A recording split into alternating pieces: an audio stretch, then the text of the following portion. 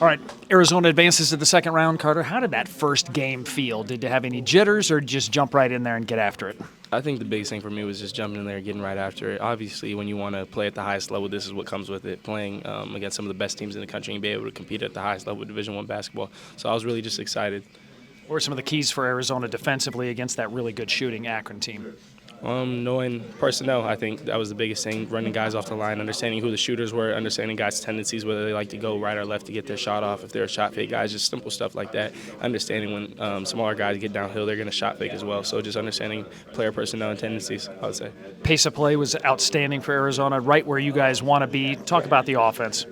I mean, we're kind of prepared ahead of time because I think they were ranked higher than us in terms of pace of play. I think they were top 25 in the country. I think we sit somewhere among like the 60s right now, which is probably the lowest in the Tommy Lloyd era of Arizona basketball. But we were just taking advantage of our turnovers. I mean, I think we did a great job at knowing the scout, like I said, creating turnovers, understanding what we needed to do and being in the right spot.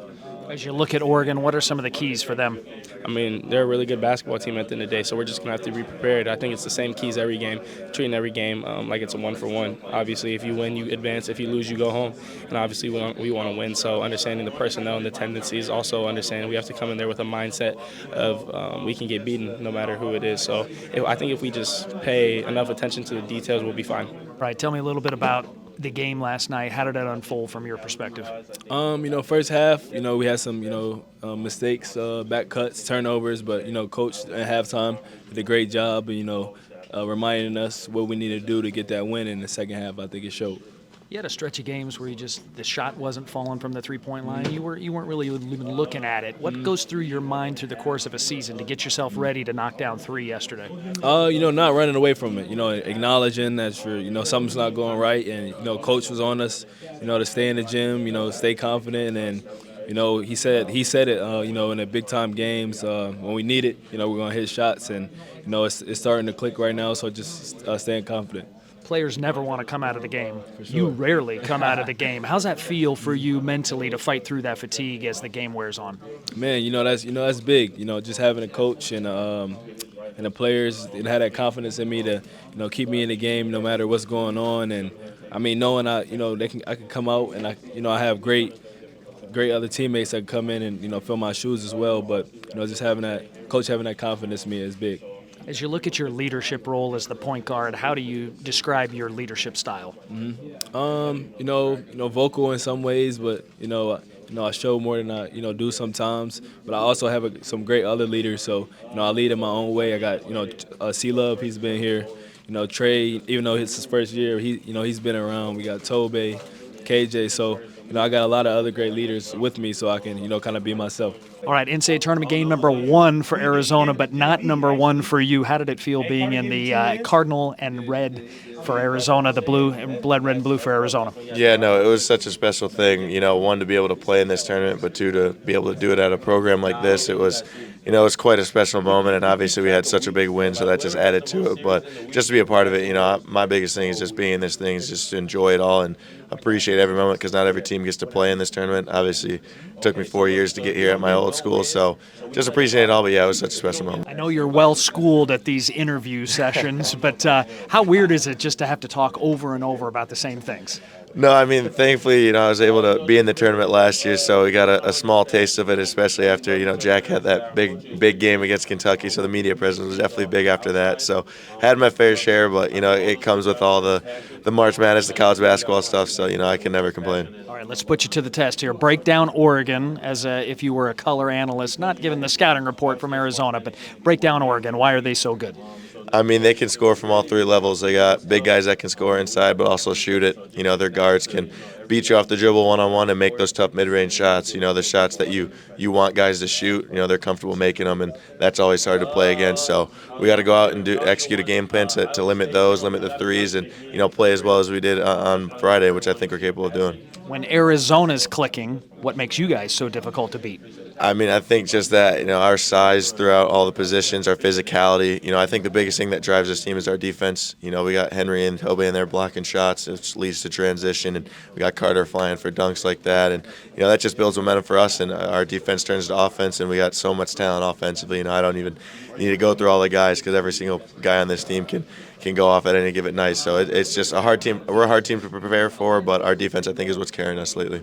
As you look forward to Oregon, much different team than what you saw in Akron. Break down what makes them so tough. Man, they got talented players on the outside and the inside. Obviously, they got the Shellstad and Biddle, probably their two best players.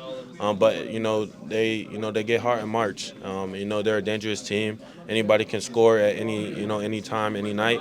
So just trying to make it as hard as possible to make them uncomfortable. You guys got balance. Not a lot of people realize that. They look at it and say, well, Caleb Love can go off at any time, but he kind of had a regular game yesterday, but you guys were rolling.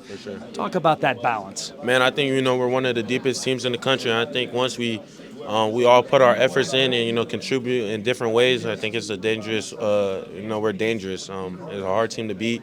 But even when Caleb's played not a best game where maybe people think he's not playing a good game, it's good enough for us to win just because, we're deep. And then obviously when he has a good game, it's even better for us because, we're still going to contribute in the ways that, we know how to. You've been asked this a lot, probably by me, probably by others. Yeah. Every time I look up at halftime, I see a couple points, couple rebounds, couple steals, couple blocks. You're everywhere. Yeah. I know that came early on. Just talk a little bit more about how that drives you to do a little bit of everything. For sure. Just trying to, again, at the end of the day, I just want to win. Regardless of scoring, I know I can impact the game in different ways. And obviously my defense is, something I take pride on.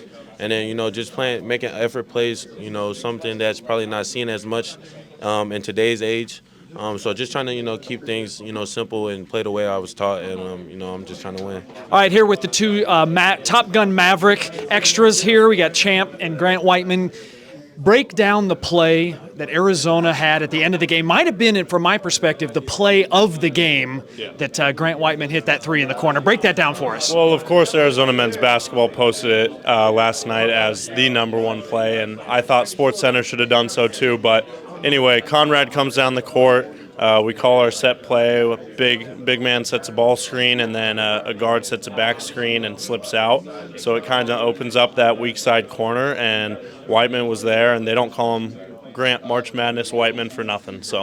Well, let's go to Grant March Madness Whiteman himself. How did that feel? You tickled the twine from the left corner. How did that feel knocking it down? It felt good. I give credit to my point guard, Conrad. I saw him look off Champ in the corner, and I knew that he was going to throw me the ball. And I had a great shot against Utah, and I didn't know if I wanted to take another one the rest of my career, but I'm glad I did. Felt good off the fingertips.